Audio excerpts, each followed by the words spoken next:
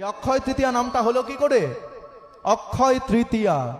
অক্ষয় মানে সেদিনকে তুমি যে কাজটি করবে সেটাই কিন্তু বাবা অক্ষয় হয়ে থাকবে।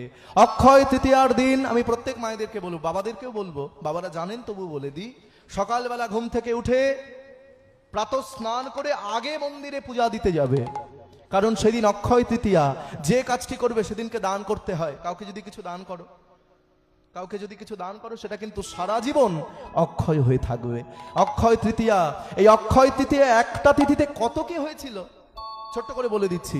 অক্ষয় তৃতীয়ার দিন শাস্ত্রে বলছেন ত্রেতা যুগের সূচনা হয়েছিল। অক্ষয় তৃতীয়ার দিন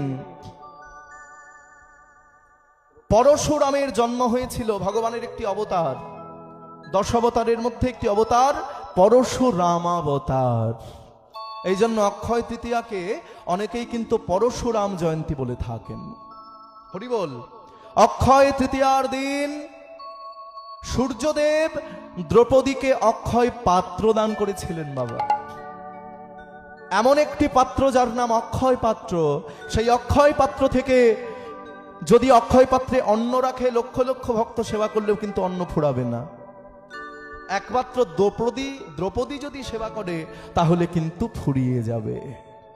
সেটা অক্ষয় তৃতীয়ার দিন। অক্ষয় তৃতীয়ার দিন ভগীরথ মা গঙ্গাকে মর্তে এনেছিলেন। এগুলো আমাদের জানা দরকার, এগুলো ভুলে গেলে হবে না। অক্ষয় তৃতীয়ার দিন আমরা কিন্তু মা গঙ্গাকে পেয়েছিলাম বাবা। হরি বল। ভগীরথ মা গঙ্গাকে এনেছিলেন অক্ষয় তৃতীয়ার দিন। আরো বলে দিচ্ছি, অক্ষয় তৃতীয়ার দিন কুবেরের লক্ষ্মী লাভ হয়েছিল। অক্ষয় তৃতীয়ার দিন মহাদেব কুবেরের ধ্যানে সন্তুষ্ট হয়ে তাকে অতুল ঐশ্বর্য প্রদান করেছিলেন।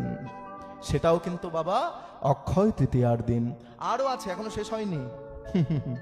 অক্ষয় তৃতীয়ার দিন আর কি হয়েছিল? অক্ষয় তৃতীয়াকে অনেকে বলা হয় চন্দন যাত্রা। সেদিন কিন্তু ভগবানের অঙ্গে চন্দন লেপন করা হয়, ভগবানকে চন্দন মাখানো হয়। তোমরাও করবে।